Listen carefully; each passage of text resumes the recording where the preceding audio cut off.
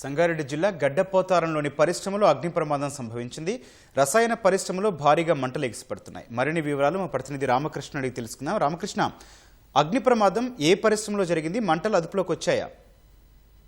గౌతమ్, సంగారెడ్డి జిల్లా జిన్నారం మండలం గడ్డపోతారంలో అయితే మాత్రం సాయంత్రం ఒక్కసారిగా మంటలు చెలరగడంతో ఒక్కసారి భారీ ఎత్తున అయితే మాత్రం పొగ అలాగే మంటలు వ్యాపించాయి.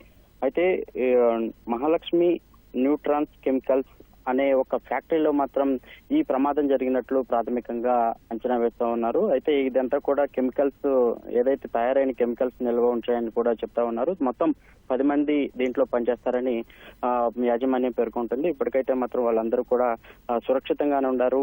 ఎలాంటి ప్రాణ నష్టం జరగలేదు, ఆస్తి నష్టం అయితే జరిగిందని కూడా చెప్తా ఉన్నారు.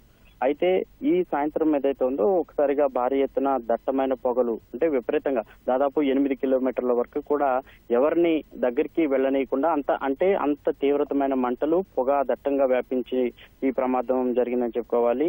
ఈ ప్రమాదంలో ప్రాణ నష్టం లేకపోవడంతో కొంతవరకు మంచి జరిగిందని చెప్పుకోవాలి. అయితే మాత్రం ఈ దట్టమైన పొగలు చుట్టుపక్కల దాదాపు 8 కిలోమీటర్ల వరకు కూడా వ్యాపించడంతో గ్రామస్తులందరూ కూడా ఒక్కసారిగా భయాందోళనకు గురయ్యారు. అంత ఎత్తున ఈ పొగలు అలాగే మంటలు వ్యాపించడంతోనైతే మాత్రం ఇప్పటికే అగ్నిమాపక యంత్రాలను అయితే మాత్రం అక్కడికి వచ్చి చేరుకున్నాయి. మంటలను అదుపు చేసే ప్రయత్నం అయితే చేస్తా ఉన్నారు. ఇక్కడ వివిధ రకాల రసాయనాలు, అంటే ఒకటే రసాయనం కాకుండా వివిధ రకాల రసాయనాలు ఇక్కడ నిల్వ ఉంచినట్లు కూడా తెలుస్తా ఉంది.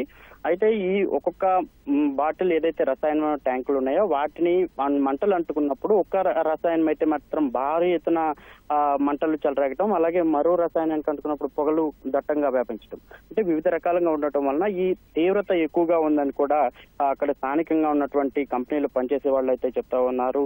అగ్నిమాపక యంత్రాలు ఇప్పుడు అక్కడ చేరుకోవడంతో కొంత పొగ, కొంత మంటలు తగ్గినట్టు కూడా తెలుస్తా ఉంది. ప్రధానంగా పటాన్చెరు నియోజకవర్గం అంటేనే అత్యధికంగా ఈ కెమికల్ కావచ్చు, ఫార్మా కంపెనీలు ఎక్కువగా ఉంటాయి.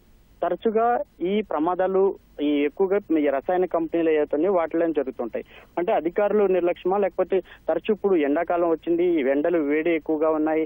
ఈ బాయిలర్లు గతంలో ఈ ఏదైతే సిగాచి ఘటన తర్వాత ఇది అతిపెద్ద ప్రమాదంగా భావించవచ్చు. అంటే ఆ రకంగా మంటలు వ్యాపించి అలాగే శబ్దాలు కూడా భారీ ఎత్తున వస్తాయని కూడా స్థానికంగా తెలుస్తా ఉంది. ఆ మంటలు విపరీతంగా వ్యాపించడం వలన ఆ దరిదాపుల్లో కూడా ఎవరు వెళ్ళలేని పరిస్థితి అయితే కనపడుతుంది.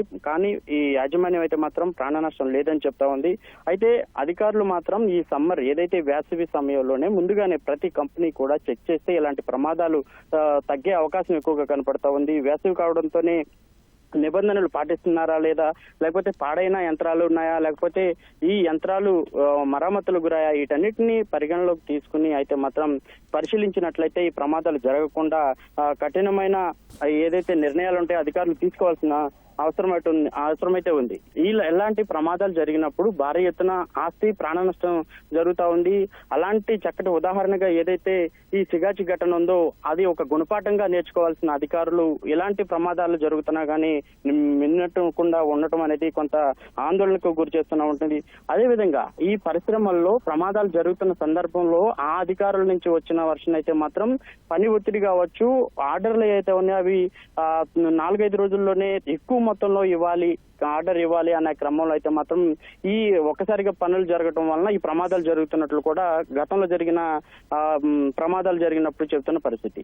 అలాంటి పరిస్థితుల్లో అధికారులంతా కూడా అప్రమత్తమై ఉండాల్సిన పరిస్థితి ఎక్కువ కనపడుతుంది. ప్రస్తుతం అయితే మాత్రం ఏదైతే ఈ మహాలక్ష్మి న్యూట్రల్ ఇండస్ట్రియల్లో జరిగిన ప్రమాదం అయితే మాత్రం ప్రాణ నష్టం లేకపోవడం కొంత ఓవరటనిచ్చిందని చెప్పుకోవాలి. ప్రస్తుతం అయితే మాత్రం మంటలు భారీ ఎత్తున ఎగిసిపడుతూ ఉన్నాయి.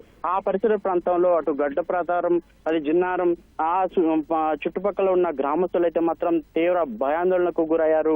వాళ్ళంతా కూడా ఎప్పుడు ఏం జరుగుతుందా, బ్లాస్ట్ అయ్యే అవకాశం ఉందని కూడా ఆ విజువల్స్ లో మనం చూసుకోవచ్చు. వాళ్ళు మాట్లాడుతున్న పరిస్థితి కనపడుతుంది. అంటే ఎంత భయాందోళనతో వారు ఉన్నారో ఆ వీడియోల ద్వారా మనకు అర్థమవుతా ఉంది. ప్రస్తుతం అయితే మాత్రం అక్కడికి అగ్నిమాపక యంత్రాలు అలాగే సిబ్బంది మాత్రం దాదాపు 8 కిలోమీటర్ల వరకు వెళ్ళట్లేదు కాబట్టి, మిగతా వాళ్ళు ఎవరు వెళ్లే పరిస్థితి లేదు కాబట్టి అగ్నిమాపక సిబ్బంది అయితే మాత్రం సంబంధిత దుస్తులను అయితే ధరించి లోపలికి ఆ దరిదాపుల్లోకి వెళ్లి మంటలు అదుపు చేస్తున్న పరిస్థితి కనపడుతుంది. గౌతమ్, రైట్, ధన్యవాదాలు రామకృష్ణ.